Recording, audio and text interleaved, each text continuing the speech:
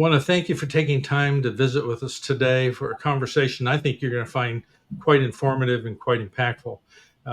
Those of you that know the series understand that what we're talking about in 21st century engineer is what the next generation of engineers, the current and next generation of engineers are facing, will be facing in order to have a rewarding career.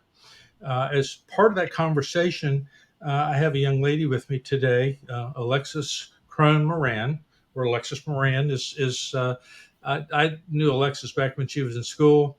And to just give you a little bit of a background, first time I saw Alexis perform, I was actually there to see a civil engineering student who was a starter for our university women's basketball team, which was the team that ultimately ended up in the Final Four.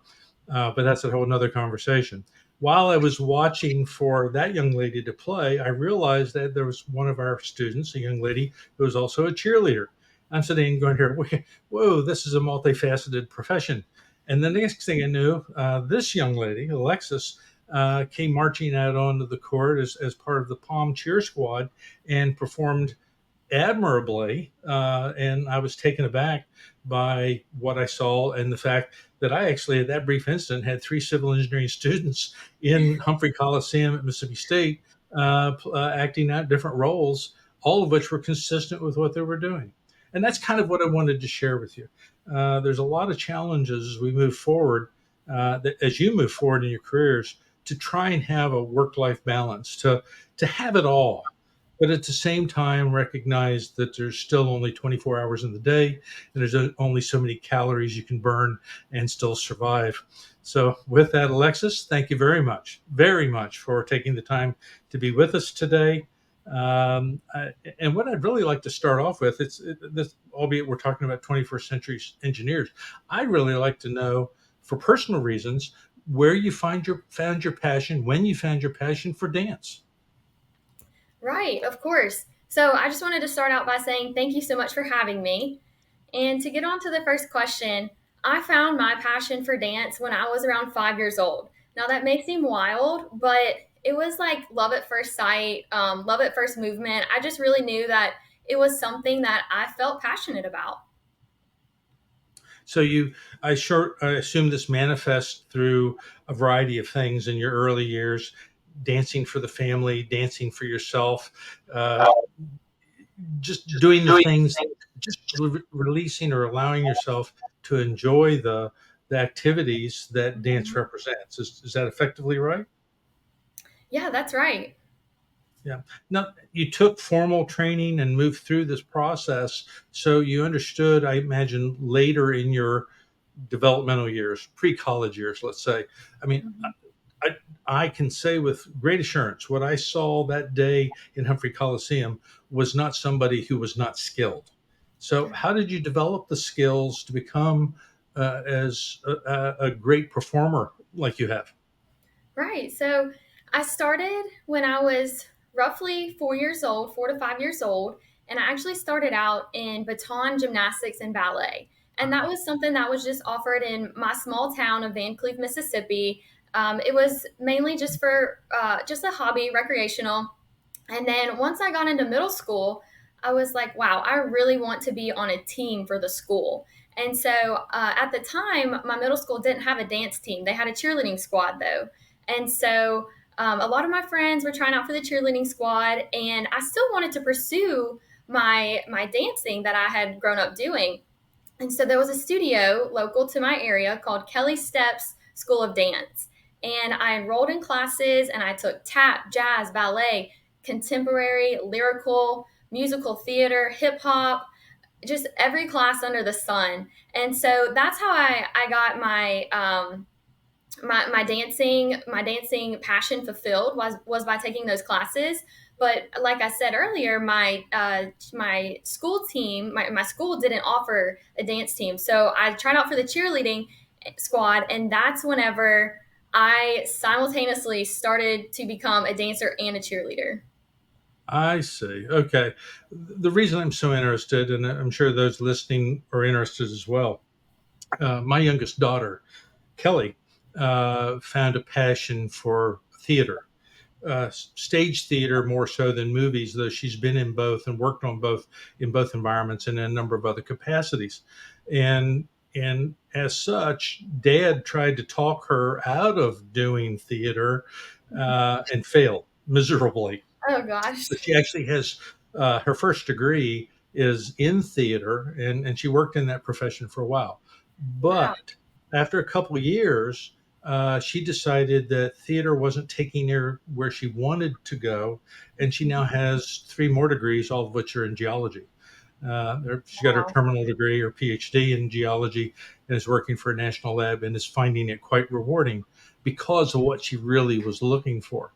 So, that as a caveat, how did you end up deciding to do civil engineering in college? Why didn't you follow dance or end up in Broadway? All of which I'm Right. sure you would have been successful at. Right. So growing up, I always I always had a passion for STEM, and I was good at it, and my interest always went towards math and science. And I knew that becoming a professional dancer one day was so competitive, and so I wanted to be able to fall back on my education if needed. And so I was also very inspired by my grandfather. He was a civil engineer, and Yes, I was always curious about how bridges and roadways were constructed.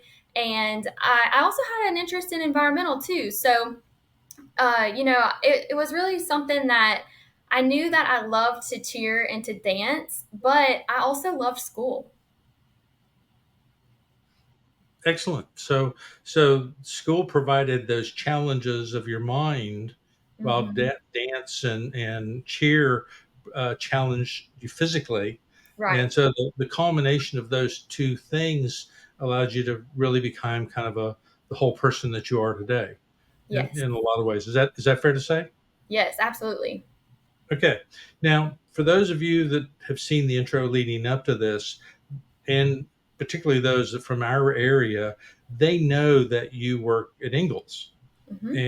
And Ingalls builds ships. They don't build bridges. They don't build water treatment plants. Right.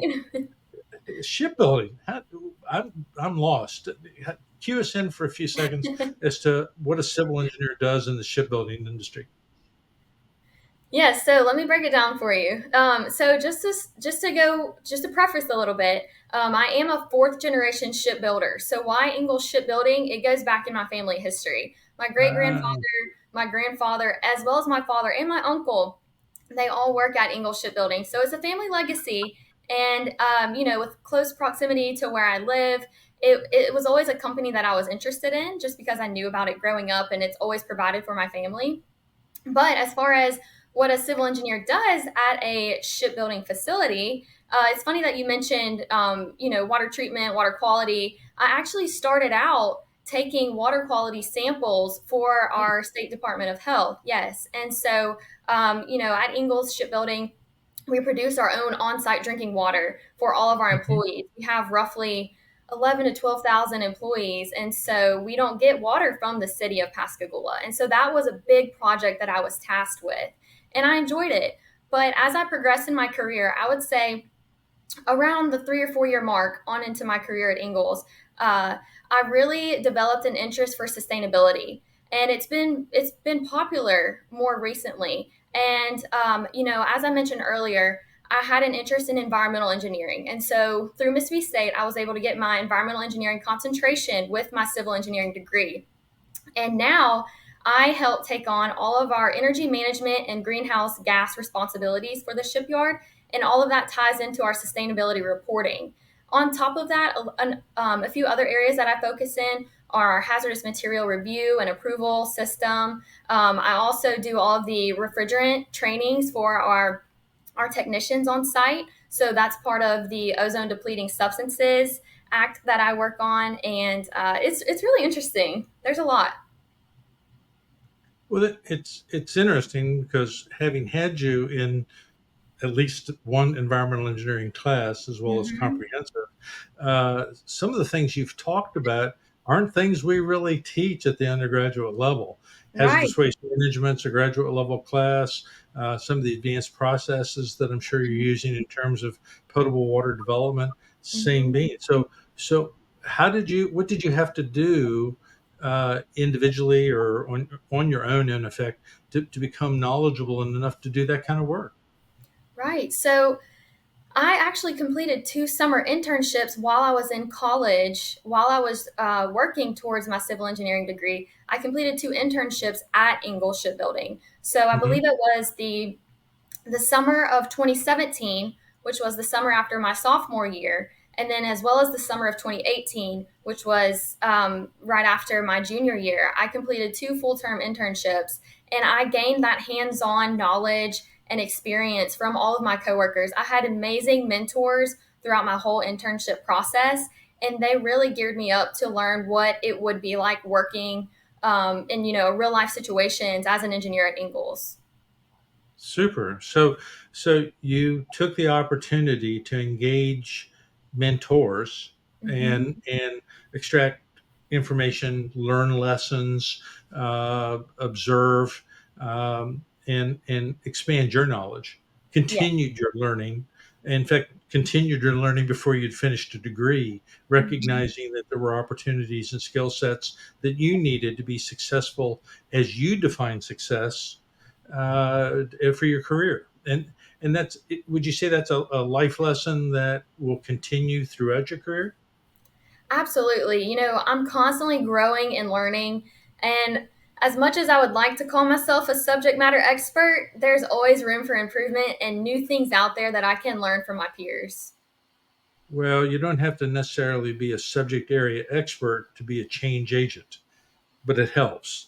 And Right. certainly, what you've done in terms of taking the lead and embracing the concepts and conversations around the energy environment nexus, sustainable development, 21st century facility operations. And the point that you made is right on point.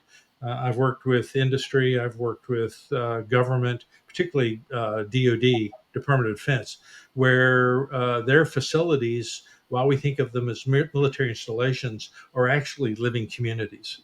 Yes. And the same things that go on in municipal environments go on in industrial environments. In fact, sometimes under stricter regulation and stricter scrutiny than you'd see in a municipal environment. So I applaud you for being open to the challenges as they present. More importantly, I challenge you and applaud you in the same regard for uh, for the vision to look for those challenges and take them on. There are a lot of people that won't do that. There are a lot of people that uh, don't want to, what I call, have a career, but are rather just doing a job. Walk on, clock in, clock out, wait for the paycheck, and go on with life. But what's always impressed me about you back in school, and even more so today, and as we joked the other day when we were talking, I actually haven't stalked you, but I have watched you. It's hard not to watch you with all of your social media posts, and the transition that you've been going through have been just, I think, outstanding, very impressive to me as an individual. And I'm sure those individuals that are watching us today, investing their time in this conversation, would be impressed with you as well. I think you're an amazing person.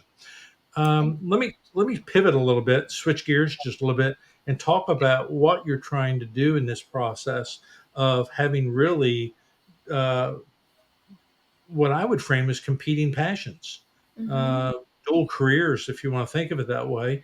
Hmm. Uh, you've continued to excel within the workplace, but at the same time, unbeknownst to our listeners. Sorry, I've already transitioned into the conversation I was about to frame up. I've got a little ahead of myself. We've talked about dance, and we talked briefly about dance at Mississippi State and leading up to it. You want to let people in on the other part of your past, that closet, that secret you have. For those that don't follow the New Orleans Saints or Nolans Saints, may not be aware of your Hyde part of your Jekyll and Hyde personality. You want to let them in on the secret? Right. So, yeah, this is the side of me that fuels my passion. It gets me out of bed every morning, and I'm just grinning ear to ear to even talk about it. And so I've had the privilege of being an NFL cheerleader for the New Orleans Saints for the past 5 years. And so our team started out as the New Orleans Saint Stations, and then around the COVID period, we rebranded into the Saints Cheer Crew. And That's so, the cheer team. yes, Yeah, yes, the cheer team. Right. yes. And so, this is one of the highest achievements of my life to date, and it just really changed my life. No, wait a minute. I thought getting a bachelor's degree in civil engineering from our program was the highest point in your life, in your Right. career to this point. But okay, or maybe the second highest point. I can live with that.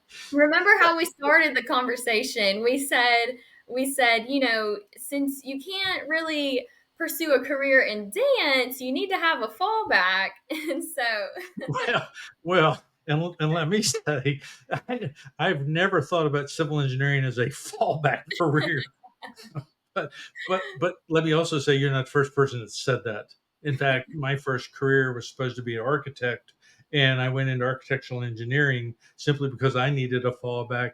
As I framed it to my parents when we were making the university selection, uh, when I run out of creative ideas at the age of 35, I need to be able to do something else. So let's make it engineering, yeah. and then for a variety of reasons we won't get into, I ended up as a civil environmental, and life goes on. So yeah, I understand. So, but the point is, you've got, or one point is at least, that passion for dance, and Mhm. that success at dance is not just a passion. A lot of people are passionate about a lot of things, but I would argue they don't invest or don't commit. They don't invest the time, or they don't commit to the passion to the level that certainly you have and others have in order to be successful. And certainly in this time of the Olympics, this idea of commitment to a goal is admirable. And I think you emulate that. And again, that's what, just one of a handful of reasons why I think you're such an impressive person, and why I wanted to share your story with those listening, because you are impressive. I think you can also, in that same regard, be a role model. You talked a little bit about mentoring and being and watching mentors, but I think hopefully with what we're doing today, and the things you do in life and continue to do, that you'll continue, you'll assume and have assumed that role of mentor. In fact, just briefly, let's go back to the Saints. I recognize that when you got there, you started to excel right out of the gate. If I'm not mistaken, I think you were selected for the Sensations like on your first try. Is that not Yes, correct? yes, that's Okay, correct. So I yeah, would say that's not normal, but no. yeah, so that demonstrates how much time and energy and focus you've had going into that, and again, applaud you for it. But that wasn't where you ended. That was simply the foundation, good engineering term, and moved up from that and continued success after success through the past 5 years. Is Hmm. that not correct? That's absolutely right. Yes, sir. Yeah. Now, here's the sad part of the story, at least for me. I know for you, a bittersweet piece is that the Saints will only let you be part of the cheer program for 5 years. And as such, you've served your 5 year term, and now that phase of your life has kind of come to an end. Is that correct? So I will say they lifted the cap. They did lift the cap. So I definitely had a choice to go back, and I could have been on the team for the next 5 years again if they would have me. But Oh, yes, sir. So there's a little caveat. But I just felt that it was the right time to retire, so I could move on to other things that fuel my passion as well. really? Other things? You got Yes. a passion for cheer and for dance and performance art, and you do it excellently, with great precision and panache, and do really well at it. And then of course the engineering career, and seizing and looking and moving forward with it in ways that many people wouldn't necessarily understand. What what could you want to move on to now? I mean, short of retiring all the way and looking for a paycheck or Social Security, which I don't champion right now. My social security check is fine. Yours would suck, but nevertheless. So, what's this transition about? I don't. Can you fill us in on that?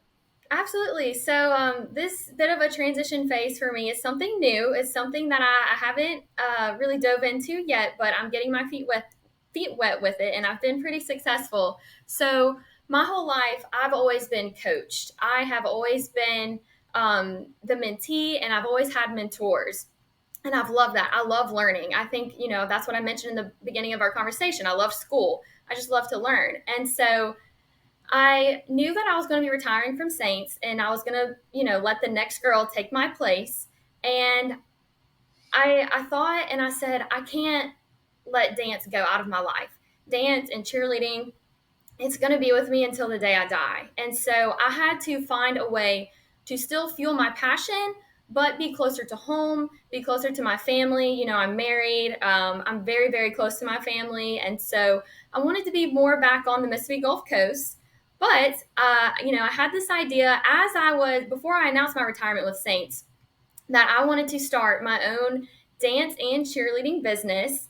And I have named it Alexis Moran Choreography. And it embodies three different main elements. So I offer private lessons, I offer guest judging, and I offer custom routines. And so these past few months, since I've retired, I have been busy, busy, busy working on choreographing routines for local schools, local middle and high schools. I've done workshops and given back to my local dance studio that, gave so much to me and made me who I am today. And I've really just enjoyed getting down on the level with, all of my the girls that I offer lessons to, or not getting down on their level, but just, going back to the middle school days and teaching them a simple toe touch or a simple back walkover. And it's really, really fueled my passion almost the same way that Saints and Mississippi State did. That's wonderful. So you've taken the mentoring that you had as a youth and use that as a framework for you now to become the mentor, the teacher, and you've moved into those environments where you feel that you can be the most impactful, have the greatest import in the lives of this next generation, and how that impacts in their lives in school and in community. In fact, does make you kind of a subject area expert, going back to the comments that you made earlier. If I'm not mistaken, and sometimes I am, I think I've been wrong at least once in my life. I think some of the work you've been doing with schools is already beginning to return fruits. Schools making it to competitions they otherwise would not make, having successes in those competitions that would have otherwise been unheard of without maybe your tutelage. Is my understanding of that correct? Right, yes. So I've been able to choreograph competition routines for local middle and high schools in our area. And it's funny, it's almost like a full circle moment because the school that I just recently offered my services to, they had their competition at Mississippi State in the Sanderson Center. And that's where I began that was the beginning of my professional career. Of course, I trained at my studio, Kelly Steps in Biloxi, but then my time on the Mississippi State dance team really prepared me for New Orleans Saints. So it's almost like now I'm coaching girls who are going to compete at Mississippi State, and I do lessons with girls that want to try out for the Mississippi State dance team. So it's like this cycle that's been created, and I'm so happy that I can give my energy and my knowledge to this cycle to help these girls reach their dreams one day. That's excellent. I'm proud of you for doing that. Uh, and let me circle back to something you said during the previous conversation. Part of the decision to not pursue or continue to pursue cheerleading with the Saints was a change in life. You had married, job responsibilities, a desire to kind of cut out all these trips, 50 some odd trips overseas and throughout the U.S. as I recall. And so you have found a way to morph your passions again for the profession of engineering and the profession of dance into a very different environment that allows you to develop a strong what I call work-life balance Right. or family infused balance or have you a couple of different terminologies running around the Right. web these days. Uh, could you elaborate a little bit on how these all compartmentalize, or do you compartmentalize? Are they all kind of melded into one? Wake up in the morning, and at the end of the day, you've done it all. How's Right. that work? So, we talk about the give and take. There's always sacrifices that you make whenever, you want to get into all of these different sort of things that you're passionate about and you can't do it all. And then you find a way to do it all. And there's got to be a give and take. And it's hilarious because my husband, he always jokes around and he said, you didn't have much to give, but you had a lot to take. So, yeah, but I mean, I think it really speaks to his character on how supportive he was throughout, this entire process because, we were high school sweethearts. So when I was cheering in high school, whenever I was dancing in college, whenever I was dancing professionally for the Saints, he's been there through that all, as well as my family, my mom, my dad, my grandparents, all of them have been there. And they didn't even my job at Ingalls, they never made me feel like I wasn't supported.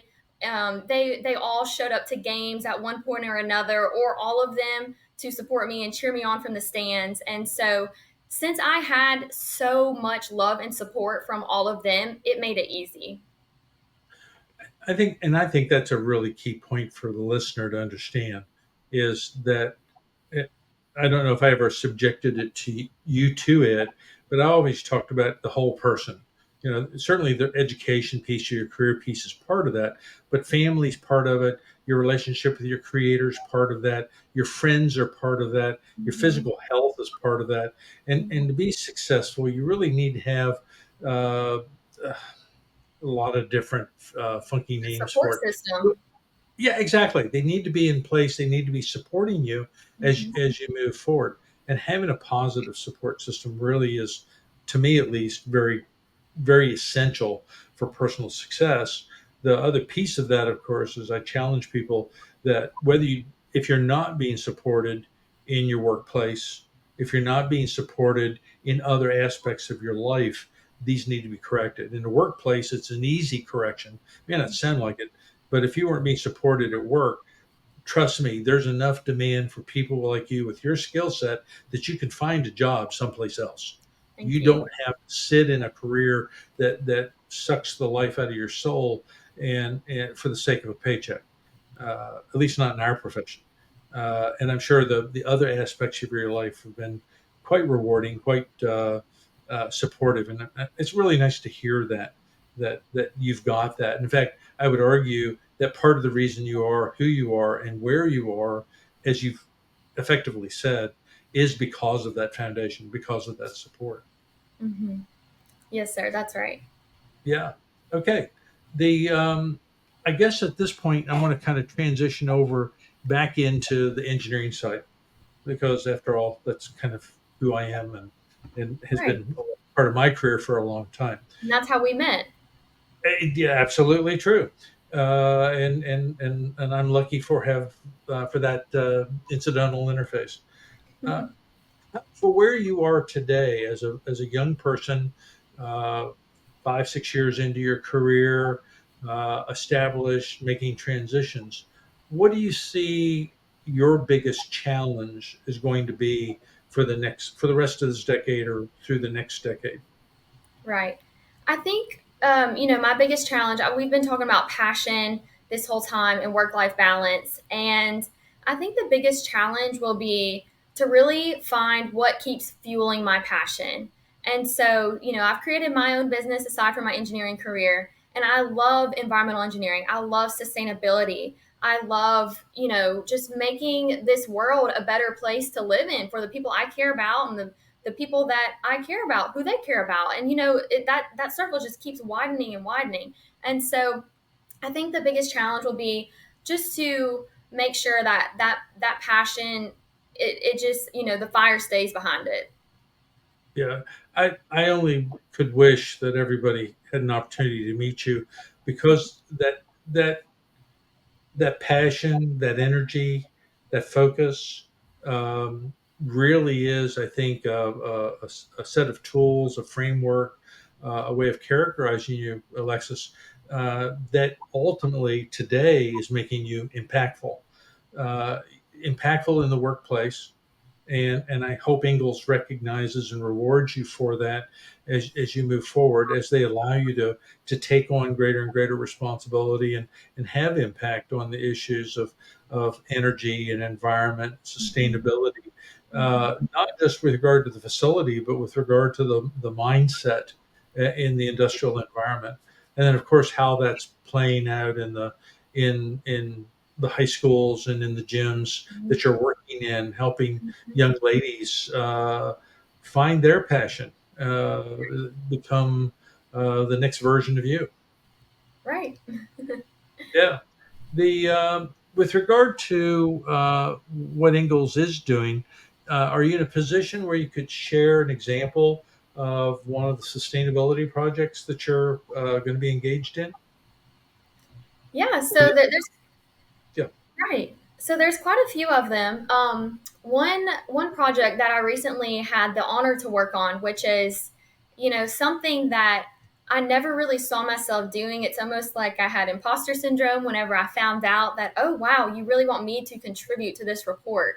It was our corporate sustainability report, not only for Ingalls Shipbuilding division or Newport News division, not our individual divisions, but for our company as a whole. The actual corporate report that goes out to the public, everyone in the world can view it, and my data is in that report.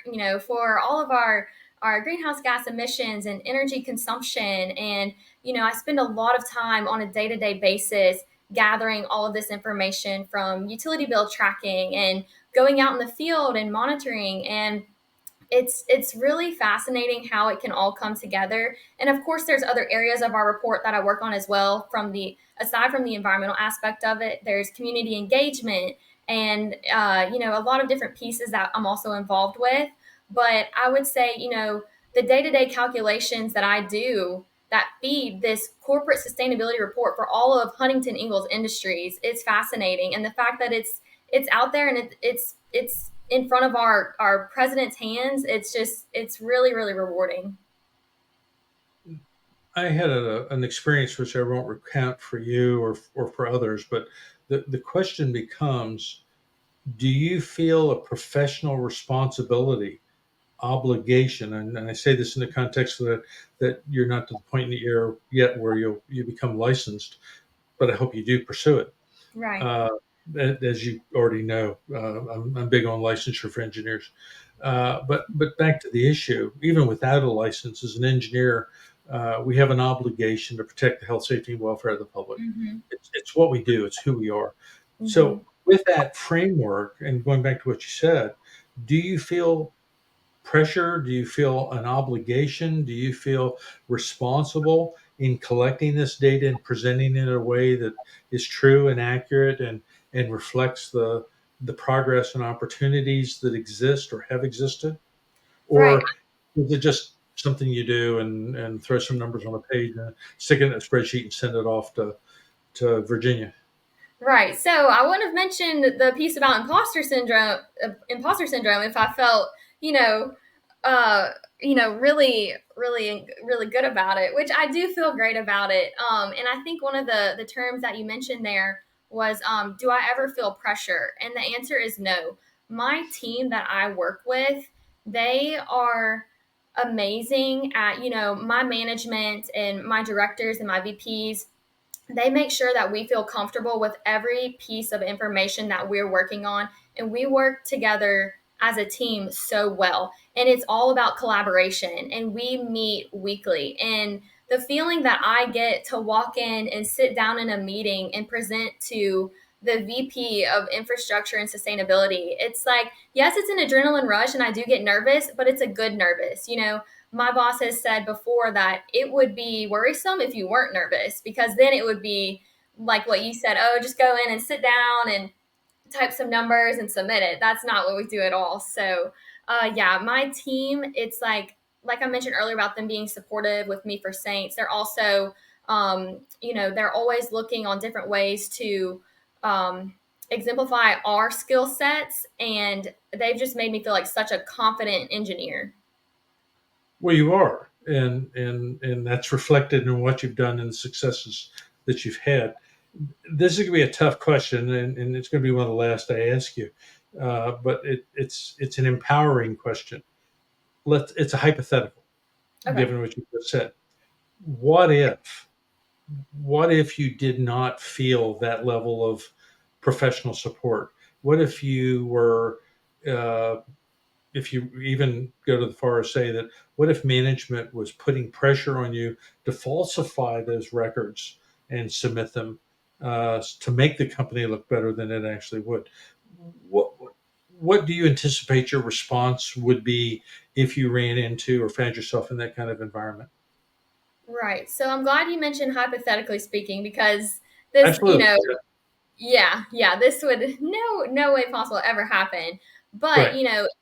in a case whether, with any company, I would stay true to my character, and I would not participate in those types of actions just because, it's life lessons and it's morals. It's what what our parents have molded us to be. And so that's not my character. And I have really good judgment. I can read the room. I can pick up on social cues. And if I was ever getting, you know, kind of like a just not a good feeling about certain things like that, then I would definitely not participate.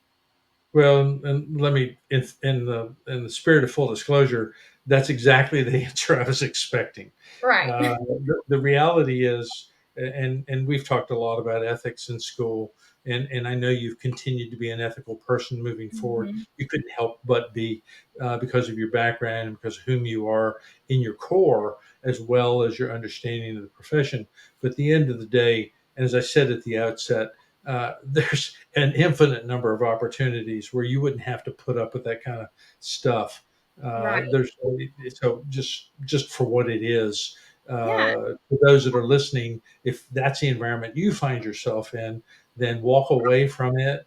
Mhm. And my offer to you, Alexis, if for any reason you find yourself in that position, and I'm still walking around on this mortal coil, reach out. I have found many a student who did find themselves, former student, who found themselves in that position, who I found other jobs for, simply because there's no reason you have to give up your personal value set, your core values, and for that matter, your passion. Right. That work-life balance. I think I've said to many people in as many as 100, 1,200 people in a conference, that your generation has this right. That balance of work and life, that importance, understanding of responsibility to others, that servant leadership piece is something your generation embraces. The biggest problem you have in many cases, your generation has, are us old gray hairs, or no hairs in my case, that I call them dinosaurs. They should be extinct. They aren't yet, but hopefully will be soon, so that you can go and make the world a better place, because we need you to do that. In closing, I really want to thank you. There are a lot of places, a lot of things you can do. I know in setting this conversation up and our previous conversations, you're a very, very, very, very busy young lady, and so for you to make the investment in time for those who are watching this podcast. And that's what you're doing this for. You're sharing for them, because we Mhm. already know each other. And as I've suggested, I have a pretty good understanding of who you are. And again, I can't be more proud of you than I am.